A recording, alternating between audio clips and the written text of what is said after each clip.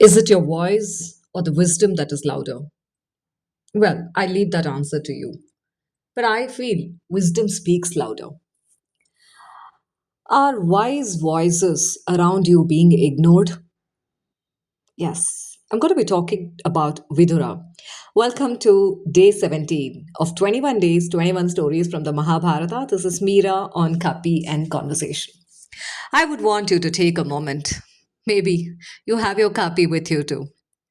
And today, instead of asking you to learn something from Mahabharata, I want to ask you something much closer to home. Have you ever known what you should do and still chosen something else? Not because you didn't know, not because nobody warned you, but because the voice you wanted to hear was louder than the voice you needed to hear. Sometimes that voice is our own desire, it's our ego. It is the voice of someone we love too, or someone we love and who has been actually leading the path. When I say leading the path, it can be dictating the path. Sometimes there is someone sitting quietly beside us, telling us something we don't want to hear. Yeah, that happens. I've had that several times. As I'm aging, like, of course, that's the only permanent thing in the life that we can talk about. Um, when someone asks me a question, even if this person is not around me, I just look towards my left. If this person would answer my behalf, I want to eat something. Again, I think about this person. I want to do something. I wonder what will this person say? The wisdom is quietly telling, Mira, do what you want to do. Think what you're thinking. See what you're seeing. But the voice shuts the wisdom. That's exactly what happened with Vidura too. Vidura wasn't the loudest person in the room at all. When we think about the Mahabharata, there are powerful warriors, kings, teachers, and people who command attention. Vidura is different. He doesn't need a weapon to make his presence felt. He doesn't stand at the center of the battlefield either. He doesn't need to prove that he is the strongest person in the room. He speaks, he observes, and of course, he warns. He has been warning. Again and again, his words are not necessarily welcomed. That is what makes Vidura interesting for today's conversation. Because wisdom isn't always dramatic. Sometimes wisdom sounds like the person who says, are you sure? Sometimes it sounds like, think about what happens next. Hey, this may not be good for you. And we don't want that person around. Because we didn't ask for the truth, we asked for agreement.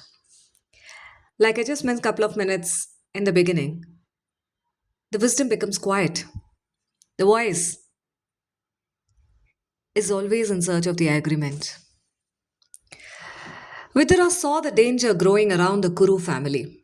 He understood the consequences of allowing resentment, rivalry, and those unchecked desire to keep growing.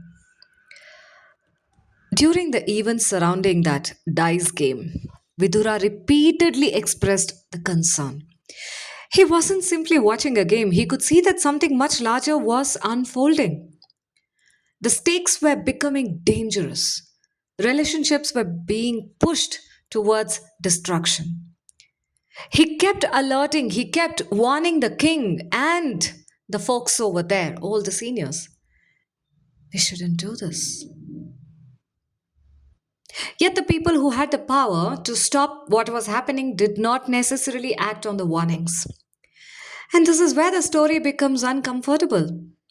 Because sometimes the problem isn't that nobody told us. The problem is that we heard them and we didn't listen. Do you want me to say that again to you? Yes, I will do that. The problem isn't that nobody tells us. The problem is that we hear them and we don't listen to them. Think about your own life for that matter. Let's leave Hastinapura for a moment. Have you ever had a friend who said, hey, don't take this decision so quickly? And you thought, they just don't understand. Have you ever had a family member say, something doesn't feel right about this? And you replied, I know what I'm doing. I'll take care. Have you ever had someone at work point out a mistake and instead of considering it, you became defensive? Maybe they were wrong. Sometimes, not always. I mean, that happens, but maybe they were right too.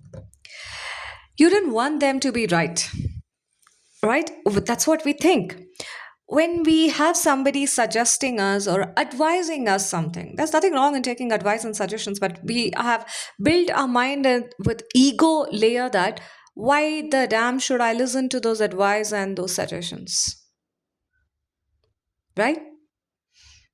I don't, the advice or whatever suggestion that you're sharing, or even the feedback for that matter, you didn't want them to be right. That's the difference. Let me ask you a question. Why do we ignore certain voices? Yes, why do we ignore certain voices? Sometimes we don't ignore wisdom because the wisdom is unclear. We ignore it because accepting it would require us to change something, and change can be uncomfortable. Imagine you have spent years believing that a particular person is good for you. Then someone you trust tells you, I don't think this relationship is healthy for you. If you accept that possibility, you may have to reconsider years of your life. That is difficult. So it can feel little, I mean, it can feel easier to say that they don't know the whole story. Maybe they don't. Perhaps there's still something I would say worth hearing. Like the voice we choose, there is another interesting part to this. We don't listen equally to everyone, we choose. We listen more carefully to the person whose words confirm that we already want. We are holding on to something. Somewhere the wisdom says, no, this is not going to work. But you're still holding on to it, just waiting for that agreement, just waiting for that voice from somebody who will say, yeah, you're holding on to this. Why don't you continue? And you take that as an assurance or reassurance, despite knowing wrong is a wrong, but you still wait for people and their opinion and their voice. You try to make that wrong right. That's the truth that we don't listen to everyone equally. If someone says, wait, think again, we might feel challenged. So ask yourself today, do I want someone who tells me the truth or someone who makes me feel right? It's a normal human tendency because we want people say those words which will make us feel right rather than you want someone who will show you the truth in front of you in the form of a movie. Those are not always the same person. I've had people in my life where, when I point out, let alone pointing out, when I gently show them, hey, this is wrong. You're in an assumption. Don't do this. They have got offended. I'm sure they would continue get that offend, get offended from me for that matter. Many times I have showed them the truth, but they wanted something in the form of an assurance and reassurance, an agreement to what they are holding on to, which is unrealistic. We've had people in our life as Vidura, or we also would have been a Vidura to someone. Vidura had something many people around him did not always have. The willingness to say what he believed was necessary, even when it was uncomfortable. He kept sharing, he kept telling the king to the majesty, saying that no, this is not going to work, this is wrong. Don't do this. He never swallowed those words. But wisdom has another side too. A wise voice can speak, it cannot force someone to listen. If you want to hear that again, I would say that in capital and bold. A wise voice can speak, it cannot force someone to listen to. The distinction, of course, you can see in front of your eyes, which is just unfolding. There would have been instances where you were the wise voice. You told them, don't do this, don't talk, don't even think about this idea, don't proceed, don't trust that person. But You know for the fact the truth was not even bought when it was given for free. But the voice, which was misguiding, even if you would have sold it for crores and millions of rupees, the other person would have bought it in the name of agreement and assurance. It sounds funny, but that's the truth of the life. I have faced that.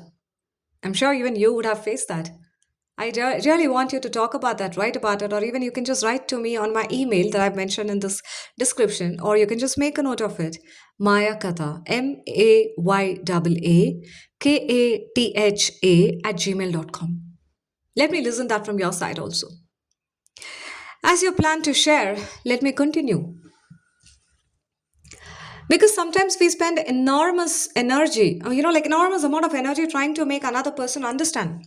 We explain, we repeat, we argue, we send messages, we ask for forgiveness for the mistake that we wouldn't have done also. The wisdom is telling don't ask for forgiveness, but you only want, because you've been always assured, reassured by this person.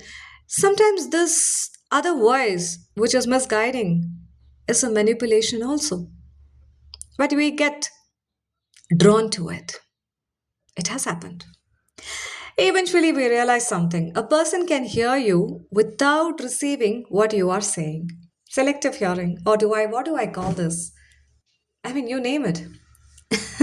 That is not always our failure. Like, have you been, like, I've asked you this question a couple of times, have you been Vidura? You have been that person. You watch someone you are, you care about make the same mistake. You warned them, they didn't listen. You watched, you worried, you tried again and again and again. And eventually you had to step back. That can hurt.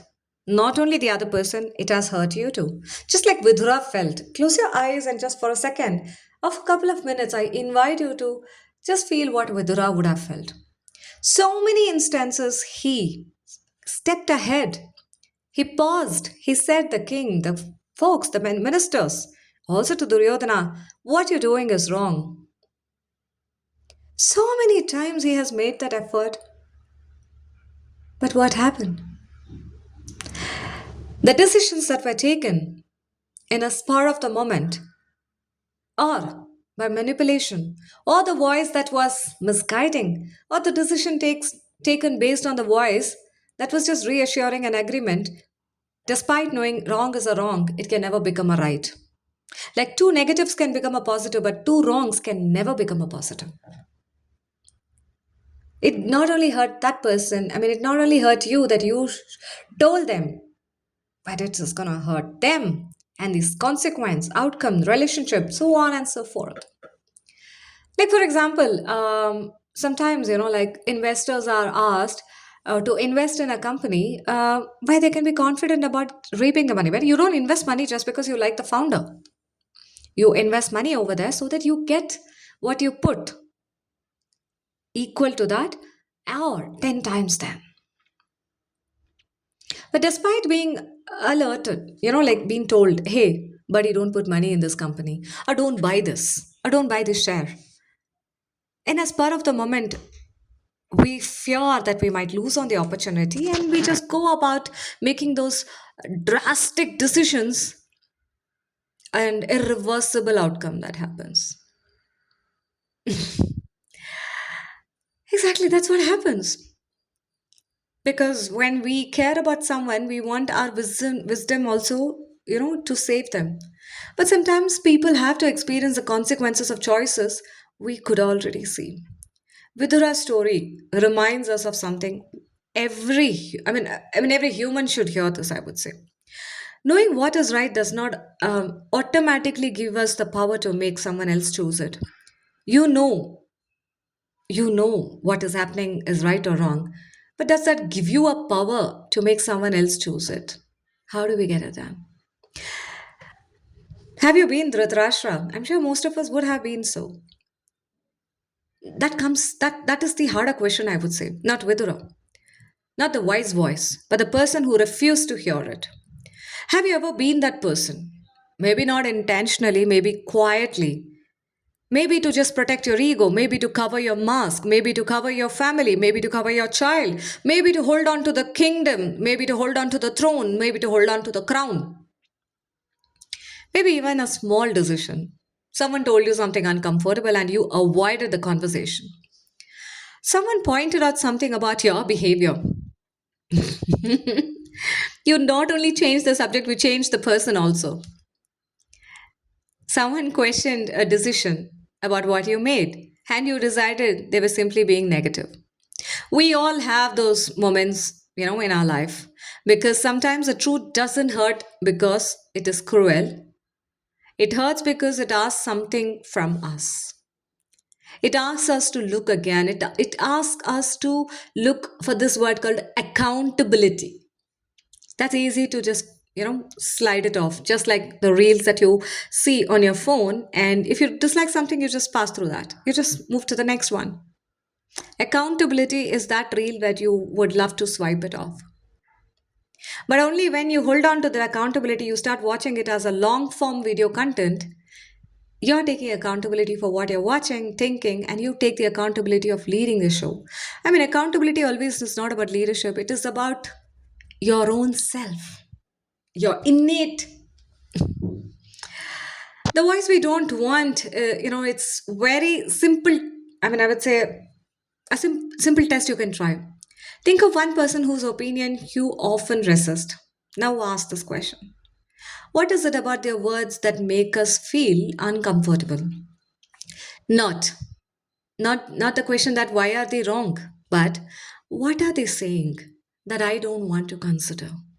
Is it my ego which is stopping me to listen to what the person is sharing? Is it based on the previous experience that this person's decision didn't work out, but made me out of 199 worked and one which didn't work, because of that I do not want to listen to this person?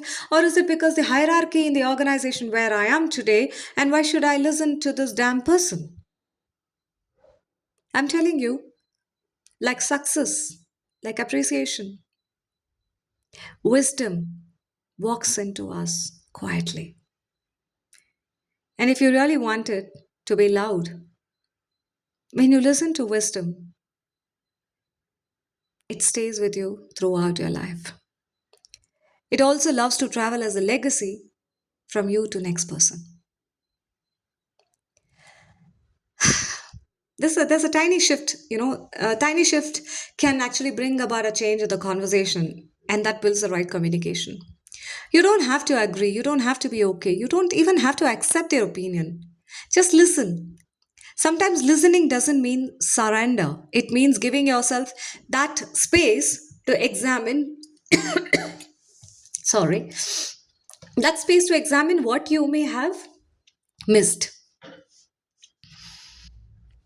Wisdom doesn't always sound wise, as the word says so. There's another thing that I want us to remember. Not every person who disagrees with us is wise, and not every warning is correct. Not every criticism deserves that particular attention that you land up giving. This isn't about blindly listening to everyone, it is about becoming careful about who we listen to and why. Whom have we stopped listening to and why? Does this person genuinely care? Have they understood the situation? Are they speaking from concern? Or do they have enough context? Most importantly, I would say, can I hear something uncomfortable without immediately rejecting it? That is the real reflection that I am inviting you to have. Let's call this, like the modern day Hastinapura. Every workplace has one, every family has one, every friendship circle has that one. Sometimes there is someone who notices what everyone else is avoiding. They may not speak often, they may not be the most influential person, or they may not be the person who comes out so attractive, flamboyant. They might be the silent person whom you think cannot speak, whom you think cannot get up in a meeting and talk, whom you think everything that he or she cannot do, but you really don't know that they are the best observers who can think beyond now, who can, not about judging, who can actually be an enabler, a catalyst. Can you close your eyes and look for such people whom you have been consciously deleting whenever you see them in person, also, be it at the workplace or in your family, or that friend who always calls up to check what you're doing, how are you, but you always pick that person's call. Ah, yet again. They are not the loudest personality that you would come across, but when they speak, there is something worth considering because they speak with you as an outcome. And sometimes everyone hears them, nobody acts until the problem becomes too big to ignore. Just imagine today, Duryodhana is in today's Kapi and Conversation show, and he just looks up to Vidura and says, "Oh, uncle, I'm so sorry for what I said. You have always been the person who was guiding the Kuru family, the Kuru dynasty. I should have listened to you. But can I do one? Can I ask you to be with the people in today's Kali Yuga? Show them the path and make them realize the mistake what I did, they should never do." When Duryodhana can talk and ask about this, what is stopping you? Today, I want you to pause. Think of one decision you are currently making. It could be a relationship, a business decision, a startup idea, a career move, or that family matter, something personal to you. Ask yourself now, who is the Vidura in my life? Who is a person who may tell me something I don't necessarily want to hear? And then ask another question. Have I genuinely listened to them? Have I not agreed, not obeyed? Did I listen to them? Can I do that today? And one more question. There may also be another Vidura inside you. Don't forget about the Vidura which is inside you. Even now it's listening and might be it's feeling happy to hear about the Vidura inside you that I'm talking about. The quiet little voice that says something isn't right and you silence it. Because the plan is already made. People are expecting something from you because changing direction feels embarrassment. Because admitting a mistake feels difficult. Sometimes the wisest voice we ignore is our own. Mahabharata gives us many spectacular moments, battles, promises, games, weapons, kings. But sometimes a story stays with us because of a quieter person also. A person who spoke before things became irreversible. Vidura reminds us to look at something simple. What do we do with wisdom when it reaches us? What do we do with it when it is just within us? What do we do with the wisdom which is packed inside a suitcase and it is just in the loft? What do I do with the wisdom which is still telling me, open your eyes?